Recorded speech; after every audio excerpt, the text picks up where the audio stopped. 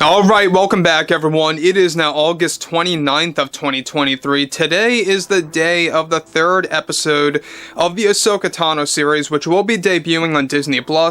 Just a heads up, it's going to be the shortest episode, standing around 34 minutes in length, without credits.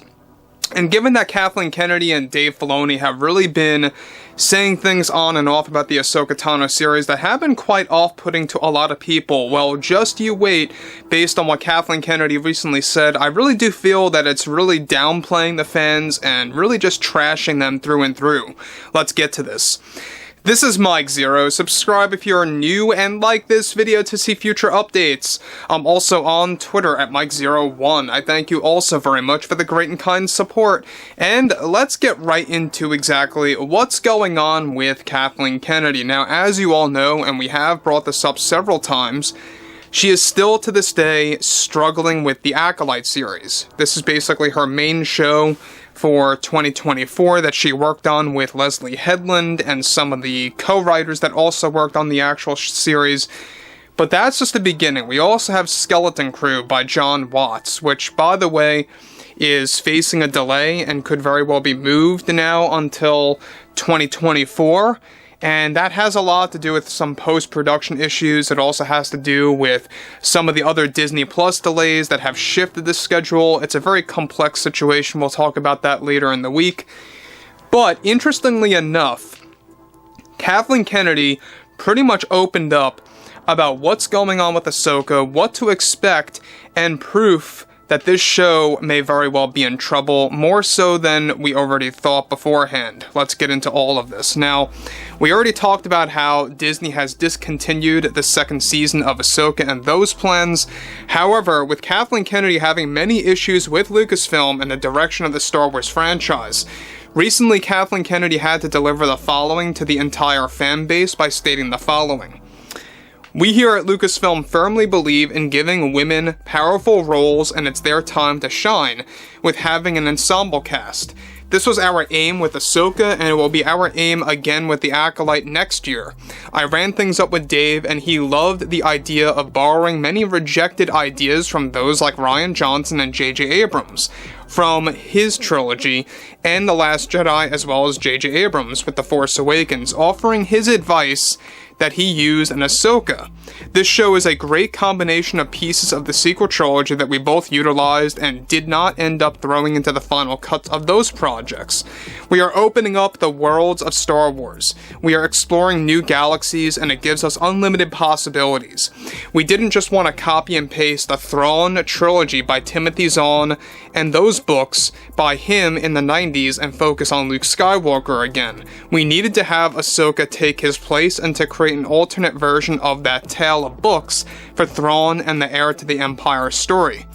So guys, let me stop here real quick about what Kathleen Kennedy is talking about. So basically, she's shoving it in your face that what they are doing is that AHSOKA is nothing more than a rehash or a retelling of the original books by Timothy Zahn, which by the way are fantastic. Go ahead and read them if you will.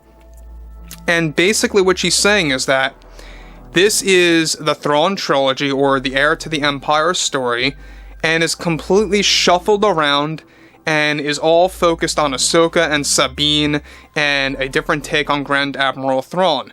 I don't know about you guys, and this is just my quick thought on AHSOKA, is that it feels more like it's focused on Sabine more so than AHSOKA in this show. They might as well call it Sabine at this point in time. That's how I feel. But moving onwards, we know that Kathleen Kennedy and Dave Filoni really took a lot of ideas, like she says here, from J.J. Abrams and Rian Johnson, a lot of rejected ideas, a lot of ideas that were not used in the sequels, or some of which were used in those movies.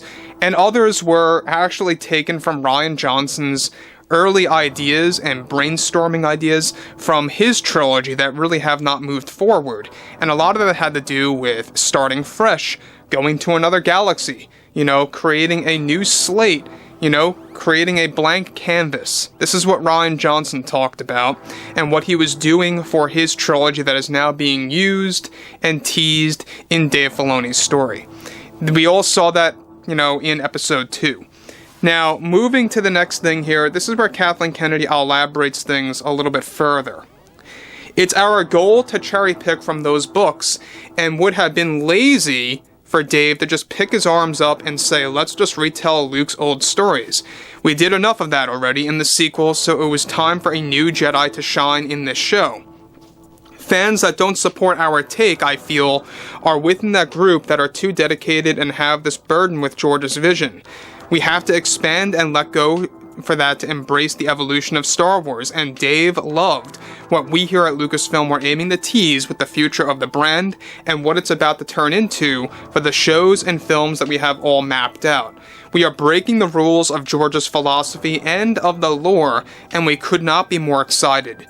So here's the bigger problem with AHSOKA so far, and look, I get it.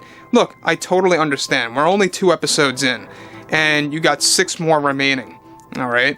So far, and I know I keep making this point a little bit too much, but the first 2 episodes have just been dull and uninteresting to me. Really flat acting. There's way too many pauses in between dialogue sessions, and it just feels like that. There's no spirit to the show so far.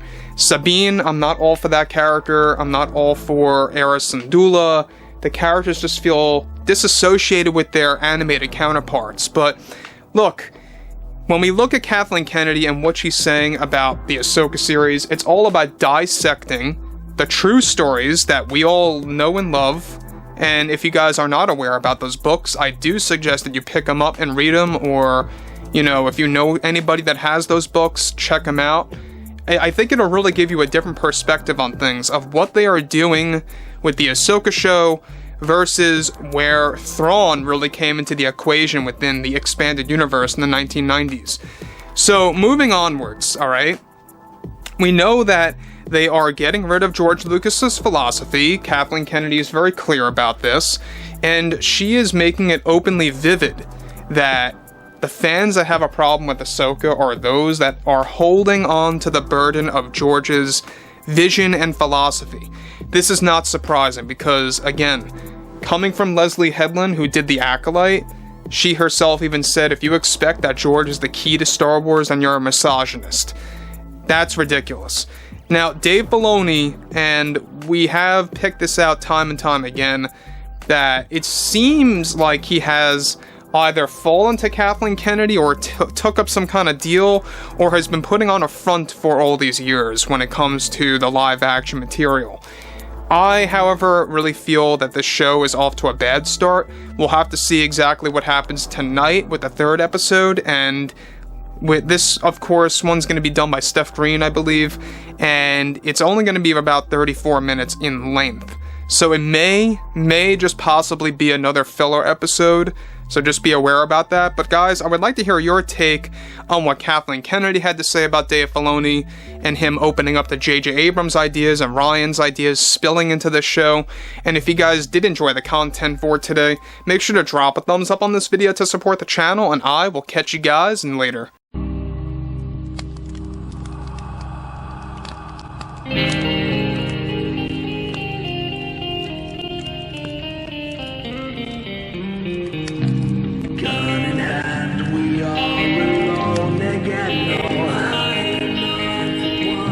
From night